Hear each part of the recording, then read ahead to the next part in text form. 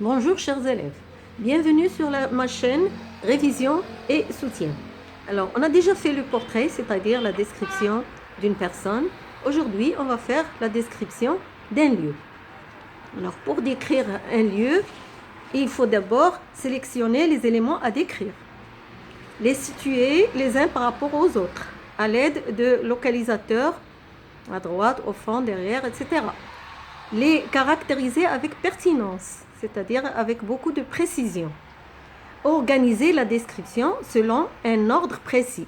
Alors, on peut commencer de l'ensemble vers le détail ou bien du détail vers l'ensemble.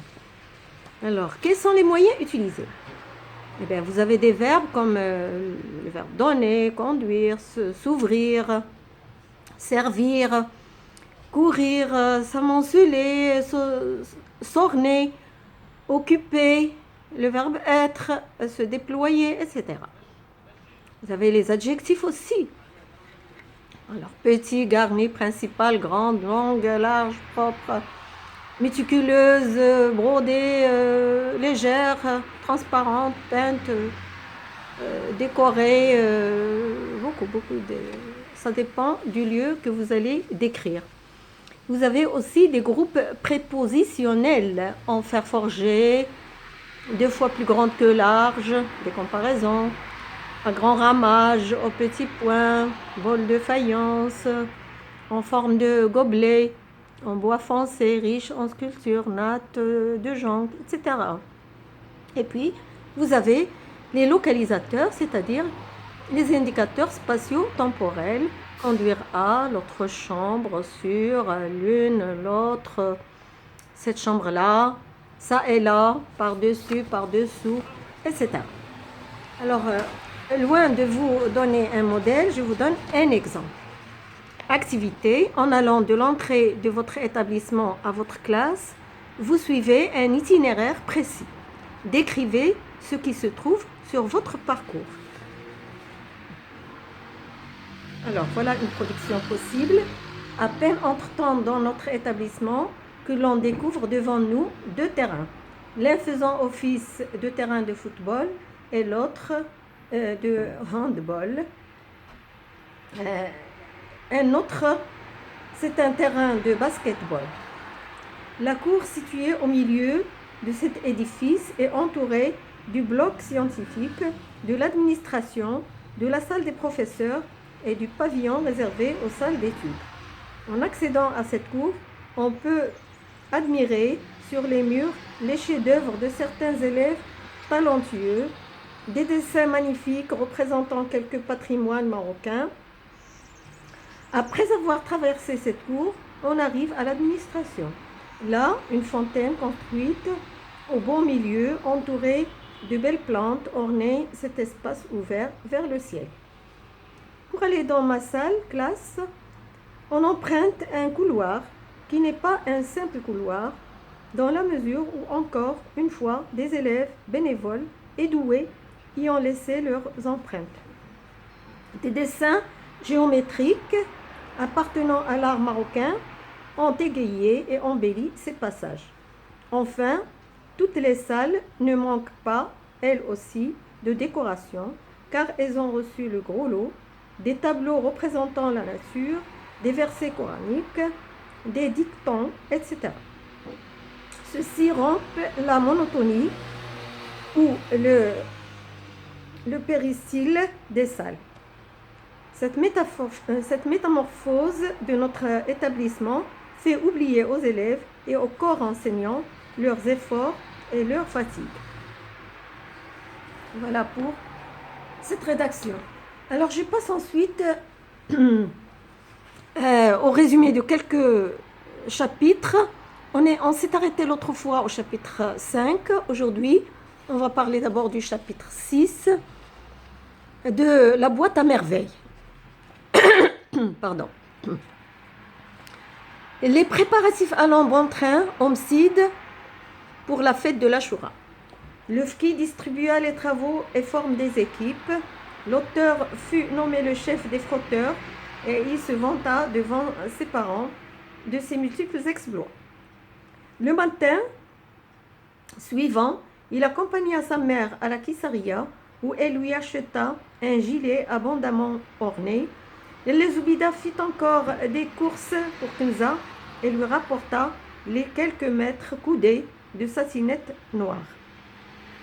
De retour chez lui, Sidi Mohammed se disputa avec Zineb, ce qui mit fort en colère sa mère. Le cœur gros, l'auteur tenaillé par la faim rêva au jour où, prince reconnu et aimé, il offrirait des repas somptueux aussi aux mendiants.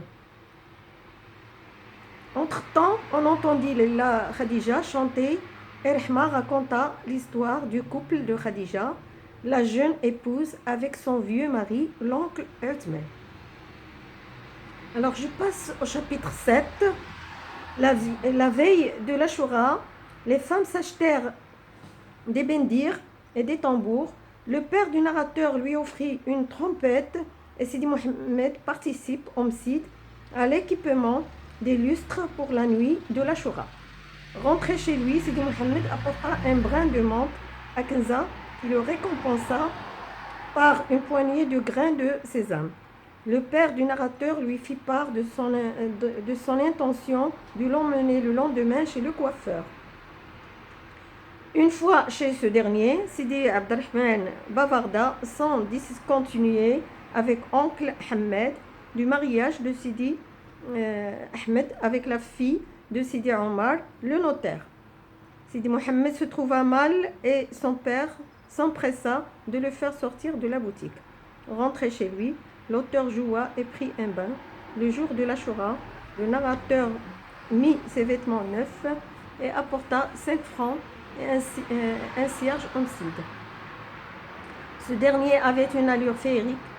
Une fois chez lui, le narrateur mangea un repas de fête et c'est alors que Aïcha fit à la famille une visite surprise. Alors, je passe au chapitre 8. Avec l'arrivée de la chaleur, les mouches firent leur apparition dans la maison du narrateur où la mère les chassait à grands coups de torchon. Le Msid fut déménagé dans un petit sanctuaire, ce qui améliore l'aptitude d'apprendre de Sidi Mohammed. Un lundi, le père du narrateur annonça son intention d'emmener sa femme et son fils au souk des bijoux pour acheter à sa femme des bracelets. Accompagnée de Fatma Bziouia, la famille du narrateur arriva au souk des bijoutiers. Le père du narrateur, qui voulait corriger le coursier malhonnête, se disputa avec lui et disparut dans la foule des badous. Sa famille rentra alors en pleurs pour attendre la fin des événements. À mon retour, le père apporta les bracelets dont sa femme n'en voulait plus parce qu'ils vont attirer le malheur sur son foyer. Après ces malheurs, les Zoubida reçut la visite de l'Aïcha, lui raconta les démêlés avec le Dellel et compatit au malheur de son ami.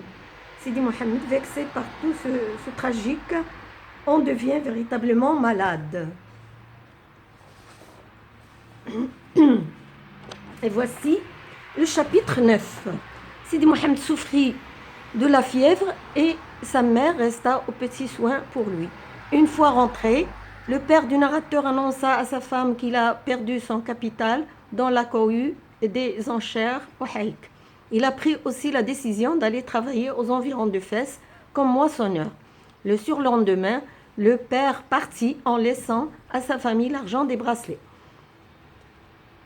Pour accélérer la guérison de Sidi Mohammed, Fatma lui apporta un tête de fille qui se fit prier pour avaler.